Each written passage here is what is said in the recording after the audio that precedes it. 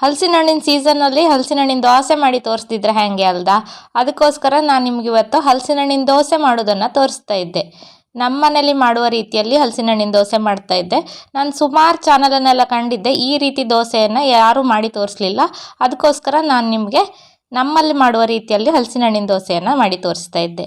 ನಮಸ್ಕಾರ, ಹಾಯ್, ನಾನು ಪವಿತ್ರ ಭಾಗವತ್. ಹಳ್ಳಿ ಕಿಚನ್ ಚಾನಲ್ಗೆ ನಿಮ್ಮೆಲ್ಲರಿಗೂ ಪ್ರೀತಿಯ ಸ್ವಾಗತ.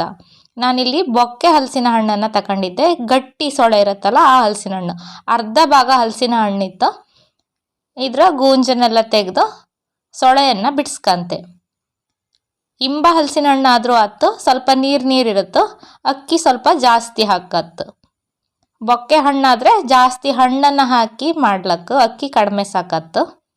ಇದು ಒಳ್ಳೆ ಗಟ್ಟಿ ಕಲರ್ ಕಣೆ, ಎಷ್ಟು ಲೈಕ್ ಇತ್ತು ಗೊತ್ತಾ. ಸಿಹಿಯೂ ಹಾಗೆ, ತುಂಬ ಸ್ವೀಟ್ ಆದ ಹಲಸಿನ ಹಣ್ಣು. ಜಾಸ್ತಿ ನೀರು ಸಹ ಇಲ್ಲ. ನೀರಿದ್ರೆ ಹಲಸಿನ ಹಣ್ಣಿನ ದೋಸೆ ಮಾಡೋಷ್ಟೊತ್ತಿಗೆ ಅಕ್ಕಿ ಜಾಸ್ತಿ ಹಾಕೊಂಡ್ಕತ್ತು, ಹಿಟ್ಟು ನೀರಾತು, ಏಳ್ಸೋಕ್ಕೆಲ್ಲ ಸ್ವಲ್ಪ ಕಷ್ಟ ಆಯ್ತು. ಇದು ಸ್ವಲ್ಪ ಗಟ್ಟಿ ಜಾತಿಯ ಹಣ್ಣು ಆದ್ರಿಂದ ಸೀದಾ ಹಲಸಿನ ಹಣ್ಣಿನ ದೋಸೆಯನ್ನು ಮಾಡ್ಕೊಳ್ಲಕ್ಕು. ಸೊಳೆ ಎಲ್ಲ ಬಿಡಿಸಿ ಆಯಿತು. ಅಕ್ಕಿಯನ್ನು ನೆನೆಸಿ ಇಟ್ಕೊಂಡಿದ್ದೆ. 1/4 ಲೋಟ ಅಪ್ಪಷ್ಟು ಅಕ್ಕಿಯನ್ನು ನೆನೆಸಿ ಇಟ್ಕೊಂಡಿದ್ದೆ. ಸ್ವಲ್ಪ ಉಪ್ಪು, 7-8 ಚಮಚ ಅಪ್ಪಷ್ಟು ಬೆಲ್ಲವನ್ನು ತಗೊಂಡಿದ್ದೆ. ಈಗ ಹಲಸಿನ ಹಣ್ಣನ್ನು ಹರ್ಕೊಂಬ ಮೊದಲಿಗೆ ಕಲ್ಲನ್ನೆಲ್ಲ ಲಾಯ್ಕ್ ಮಾಡಿ ತೊಳೆದು ಅದಕ್ಕೆ ಅಕ್ಕಿಯನ್ನು ಹಾಕೊಂಡಿದ್ದೆ. 1.5 ಲೋಟ ಅಪ್ಪಷ್ಟು ಅಕ್ಕಿಯನ್ನು ಮಾತ್ರ ಹಾಕೊಂಡಿದ್ದೆ. ಸ್ವಲ್ಪ ಅಕ್ಕಿಯನ್ನು ಬಿಟ್ಟಿದ್ದೆ. ಬೆಲ್ಲ 1-2 ಚಮಚ ಬೆಲ್ಲನ ಉಳಿಸಿದ್ದೆ. 7-8 ಚಮಚ ಅಪ್ಪಷ್ಟು ಹಾಕಿದ್ದೆ. ರುಚಿಗೆ ಬೇಕಪ್ಪಷ್ಟು ಉಪ್ಪು ಸ್ವಲ್ಪ ಕಡಿಮೆ ಸಾಕತ್ತು. ಹಲಸಿನ ಹಣ್ಣಿನ ದೋಸೆ ಸಿಹಿಯಾಗಿ ಮಾಡೋದ್ರಿಂದ ಸ್ವಲ್ಪ ಉಪ್ಪನ್ನು ಹಾಕೊಂಡ್ರೆ ಸಾಕು. ಬಿಡಿಸಿ ಇಟ್ಟ ಎಲ್ಲ ಸೊಳೆಯನ್ನು ಹಾಕೊಂಡಿದ್ದೆ. ಒಂದು ವಿಷಯನ ಹೇಳೋಕೆ ಮರ್ತೆ, ಅಕ್ಕಿಯನ್ನು ಹಾಕುವಷ್ಟೊತ್ತಿಗೆ ನೀರನ್ನು ಸರಿ ಮಾಡಿ ಬಸ್ದು ತಕಣಕು. ಅಕ್ಕಿಯಲ್ಲಿ ನೀರಿದ್ರೆ ದೋಸೆ ಹಿಟ್ಟು ನೀರಾಗಿ ಹೊತ್ತು, ಜಾಸ್ತಿ ಸೊಳೆ ಹಾಕಿದರೆ ಮತ್ತು ನೀರಾತ ಹೊತ್ತು. ಅಕ್ಕಿ ಜಾಸ್ತಿ ಬೇಕತ್ತು, ದೋಸೆ ಅಷ್ಟು ಲೈಕ್ ಆತಿಲ್ಲ. ಹಿಟ್ಟೇನಾದರೂ ನೀರಾದರೆ ಮತ್ತು ಉಳಿದ ಅಕ್ಕಿ ಹಾಕ್ಕೊಳ್ಕತ್ತು. ಇಲ್ಲ ಅಂದರೆ ದೋಸೆ ಏಳ್ಸಕ್ಕೆ ಬರಲಿಲ್ಲ ಅಂದರೆ ನಂತರ ಬೇಕಾದ್ರೆ ಅಕ್ಕಿ ಹಿಟ್ಟು ಬೇಕಾದರೆ ಚೂರು ಸೇರಿಸ್ಕೊಂಡ್ಲಕ್ಕು. ನಾನು ಇದಕ್ಕೆ ಮತ್ತೆ ಸೇರಿಸ್ಲಿಲ್ಲ. ಅಕ್ಕಿಯನ್ನು ಹದವಾಗಿ ಹರ್ಕೊಂಡಿದ್ದೆ, ಸರಿ ನುಣ್ಣಗೆ ಹರ್ಕೊಳ್ಕೊ. ಈ ರೀತಿ ಕಲ್ಲಲ್ಲಿ ಹರ್ಕೊಂಡ್ರೆ ಹಲಸಿನ ಹಣ್ಣಿನ ದೋಸೆ ಮಾಡೋಕ್ಕೆ ಲಾಯ್ಕತ್ತು.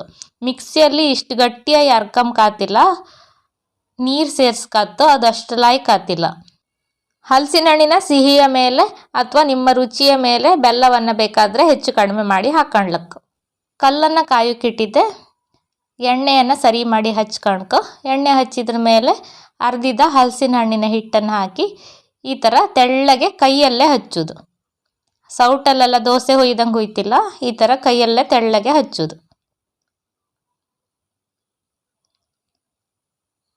ಸರಿ ತೆಳ್ಳಗೆ ಹಚ್ಚಿ ಆದ್ರ ಮೇಲೆ ಮೇಲ್ಗಡೆಯಿಂದ ಸ್ವಲ್ಪ ತುಪ್ಪವನ್ನು ಹಾಕೊಂಡಿದ್ದೆ.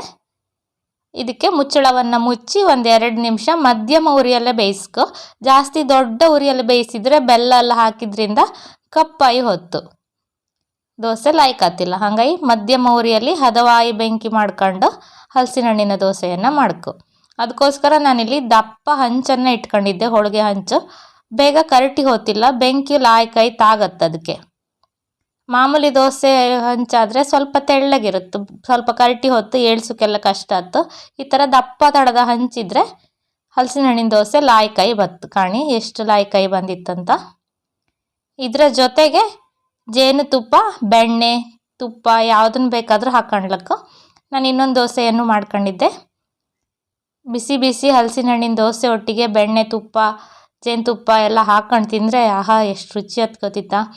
ಇದಂತೂ ಹಲಸಿನ ಹಣ್ಣಿಂದ ಜಾಸ್ತಿ ಹಾಕಿ ಮಾಡೋದ್ರಿಂದ ಸ್ಮೂತಾಗಿ ಬಂದಿರುತ್ತೆ, ತಿಂಬಕ್ಕೂ ಲಾಯ್ಕತ್ತು, ಮುಳ್ಕ ತಿಂದಂಗೆ ಆಯ್ತು. ಇವತ್ತಿನ ಈ ಹಲಸಿನ ಹಣ್ಣಿನ ದೋಸೆ ನಿಮಗೆಲ್ಲ ಖುಷಿ ಆಯ್ತು ಅಂತ ಎಣಿಸ್ಕಂತೆ. ಖುಷಿ ಆದಿದ್ರೆ ಲೈಕ್ ಮಾಡಿ, ಶೇರ್ ಮಾಡಿ, ಅನಿಸಿಕೆಯನ್ನು ಕಮೆಂಟಲ್ಲಿ ತಿಳಿಸಿ. ಚಾನಲನ್ನು ಸಬ್ಸ್ಕ್ರೈಬ್ ಮಾಡ್ಕೊಂಡು ಸಪೋರ್ಟ್ ಮಾಡಿ ಅಂತ ಕೇಂತೆ. ಹಲಸಿನ ಹಣ್ಣಿನ ಕಡುಬು, ಹಲಸಿನ ಹಣ್ಣಿನ ಮುಳ್ಕ, ಹಲಸಿನ ಹಣ್ಣಿನಿಂದ ಮಾಡಿದ ಜಾಮನ್ನು ಕಾಣ್ಕಾದ್ರೆ ಈ ವಿಡಿಯೋವನ್ನು ಕಾಣಿ. ಇದೇ ರೀತಿ ಇನ್ನೊಂದು ಹೊಸ ರೆಸಿಪಿಯೊಂದಿಗೆ ಬರುತ್ತೆ. ಅಲ್ಲಿವರೆಗೂ ನಮಸ್ಕಾರ.